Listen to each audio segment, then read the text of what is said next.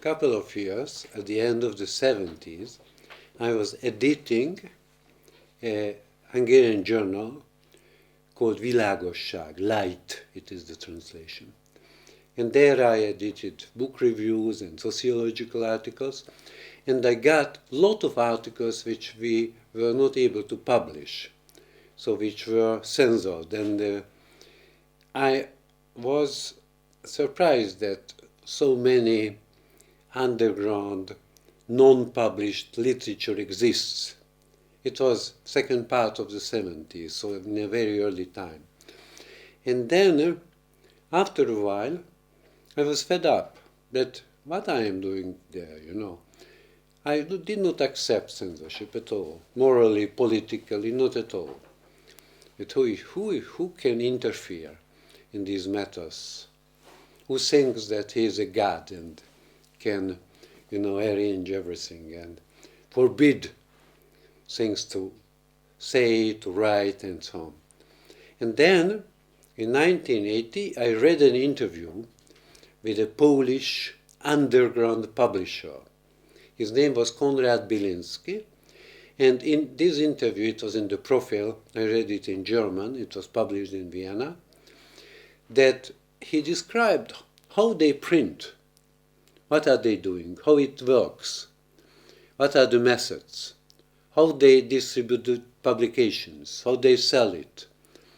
And I was thinking about it, that we have so many unpublished, only typewritten literature from the best writers like Konrad and Petri and others, the classics, that we should start the same enterprise.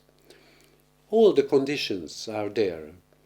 And in 1981, I went to Poland. I learned the techniques, how to print, and I came back. I taught it to other people, and we started to publish journals, books, and we had done it for 10 years. What we have written and what we published was in the Radio Free Europe. So they had special programs in the best time in the evening, let's say between 6 and 8 and 9. They were dealing with the Hungarian underground, with the events that we were beaten and harassed and whatever happened, and they were reading parts from our publications, from the articles which were written by us. We had such a close connection to the bestseller. I had another journal, it was called Il Mondo, Messenger, that after a while, when they had no place where to print and all the copies were confiscated, and so it became less and less effective, their work, then they asked us, it means Rosa Hodosan and me, to publish, to print their journal. So we were publishing everything practically. The Il Mondo, the books, many classics, George Orwell, Arthur Koestler, and so on, plus the bestseller. And we lived on that ground. So we became independent underground publishers. We were unfortunately not financed and helped by the CIA, so no American money was involved. So we had to find people who were brave enough to sell the publications and to collect the money and to start it again. And parallel, in different places, we were printing. I organized it, in my mind. There was a system, but it was never written. But I have contacts to printing shops. Some people who were very good in organizing, and they had several printing shops. And, if the police confiscated the books, the journals, next day we published it in another place. So it went very, very rapid, very quick. And the only lesson what in a situation like that we learned, it is that the laws are not more important. That we can do something without permission from the state. We don't care what they think, what they do. We make our business. It is civil disobedience. It means that we are outside of the legal structure. And samizdat was, par excellence, a civil disobedience movement.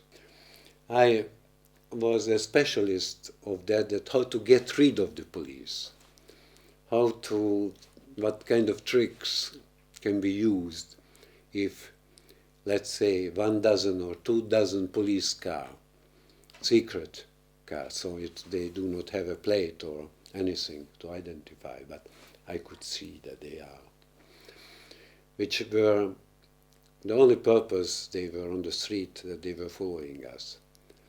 And sometimes, many of them, they have done it. And how to get rid of them. It's not easy. It's very difficult, but I managed it. So I can teach it, and I have done it.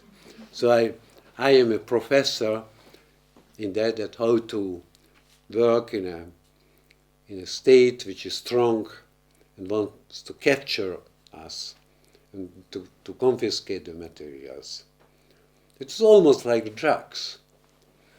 I tell you an example. For instance, if I go into a restaurant, I sit down in a place where I see the entrance, because I want to know who is coming in after me. And 27 years passed, but the same habit I have. If I go into a restaurant, I sit down in that way. But it is only one thing. So at that time, it was impossible to follow me without my knowledge about that. I have known that I am followed. It was a very interesting time. But otherwise, we have done everything independently. We got some machines.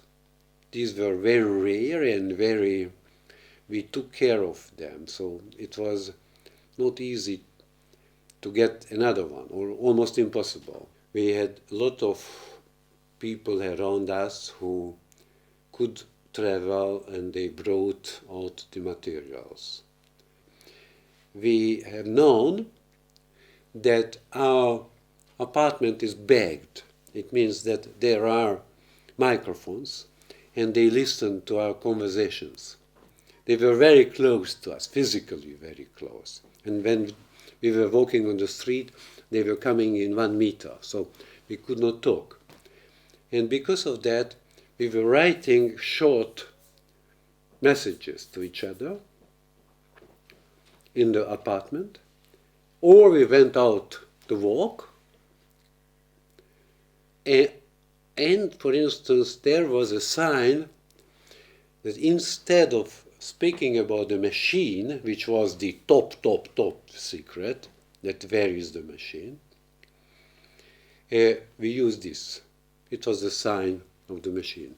I felt that what we are doing, it's important. I got a lot of Western publicity. Journals, TV, reporters were coming in. There was a film in the French television. I got an award in 1984 that I am among the 3 best underground publisher in the world.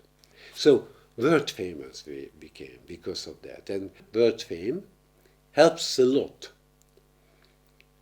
For instance, when they wanted to imprison me, and I got 6 months suspended jail because I was accused that I have beaten 2 policemen. It's very serious. Then the President of the United States was Ronald Reagan at that time. He pronounced a statement on the day of my trial that the United States of America wants a fair trial and verdict in my case. And because of that, the sentence was suspended. There were the embassies. Now, for instance, the American embassy was so active at that time that when my driving license was taken away 8 o'clock in the morning by the police, I don't know why, they simply took it away. Then at 12 o'clock, someone knocked on my door. I opened it, and there was a diplomat standing outside. And he was asking me, "Mr. Demszky, I have only one question. Is it true that your driving license was taken away today morning?" "Yes." "Thank you very much." That was the, they were following the events so closely, and I got back my driving license within a week. This period, something that is easy, very few people deny that it was important, and we brought some light into these dark years of communism. We had a peaceful scenario that we have had in mind what to do. In the so-called Blue Book, which is on my shelf, it is the program of the system change. It was written what has to be done, and we had accomplished it. So the liberals were successful, not because of samizdat in the past, but because during the years of transition, we have written the scenario. I think I am very lucky, because after the underground, I was the only one who was in power for a long time, and I could have realized a lot from the dreams which we have had in underground. So my position is special because of this, because the fact that I was for 20 years in power, which is absolutely dividing public opinion. Some people say that it was bad. Some others say that it was better than now. And history will judge.